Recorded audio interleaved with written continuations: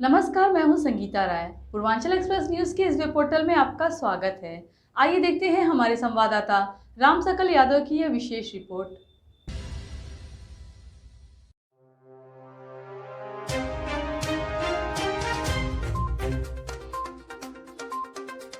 आजमगढ़ में ननिहालों के खातों में ड्रेस जूता जैसे सरकारी सुविधाओं के मद में जाने वाले 1100 रुपए अभी दूर की कौड़ी दिख रही हैं।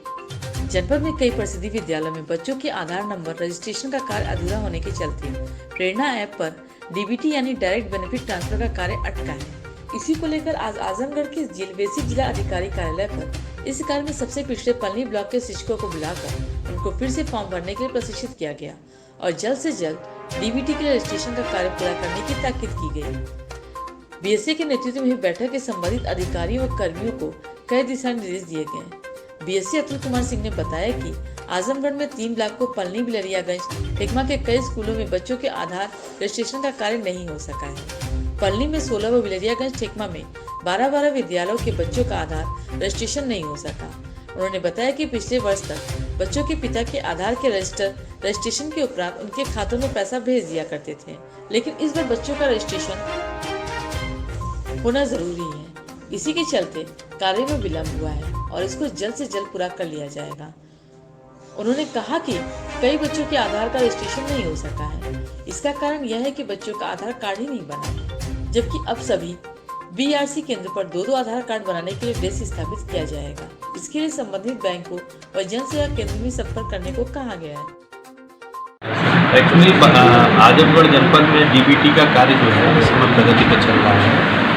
डीबीटी में बच्चों के खाते में 1100 रुपया ऑनलाइन मॉड्यूल से दिया जाए। पिछली बार अभिभावकों के खाते का जो आधार से सिंक थे उन्हीं खाते में पैसा दिया गया। इस बार उसमें एक क्लॉज और जोड़ दिया गया है कि ऐसे बच्चे जिनके अभिभावकों का पिछली बार वेरिफिकेशन हुआ था उस बार इन बच्चों के भी आधार का वेरिफिकेशन कराया जाए। जनपद में हमारे 3 ब्लॉक की स्थिति पलनी, ठेकमा और बिलरियागंज, ये हमारे जो सबसे नीचे के ऐसे 16 विद्यालय हमारे पलनी के जहाँ पे 0 वेरिफिकेशन हुआ है।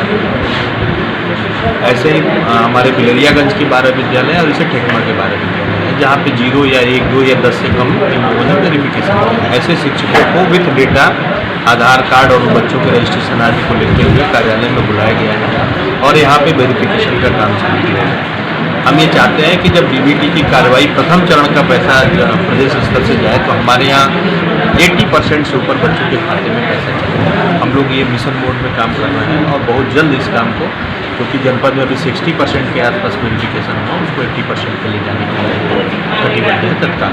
मीटिंग के आधार पर क्या दिशा निर्देश दे रहे हैं लोग? दिशा निर्देश ये है कि जितने बच्चों का आधार कार्ड बना हुआ उसका वेरीफाई किया जाए और जिनका नहीं बना हुआ उनको हमारे बीआरसी केंद्रों पे 2 हमारी आधार किट है, उन आधार किटों से बनवाना सुनिश्चित करें। चूँकि एक आधार किट की क्षमता लगभग 18 से 20 पर डे बना पाते हैं लोग और हमारी छात्र संख्या भी ज़्यादा है, तो हम इसके लिए अन्य रजिस्ट्रार जो हमारे जनपद में अधिकृत है आधार बनाने के लिए, जैसे हमारे बैंक ऑफ बड़ौदा है, सीएससी सेंटर्स है, तो उन पर आप संपर्क करके इन बच्चों का आधार बनवाना सुनिश्चित करें ताकि बहुत जल्द हम इन बच्चों को प्रेरणा पोर्टल पे वेरीफाई कर सकें और बच्चों के पैसे खाते में पैसा ट्रांसफर।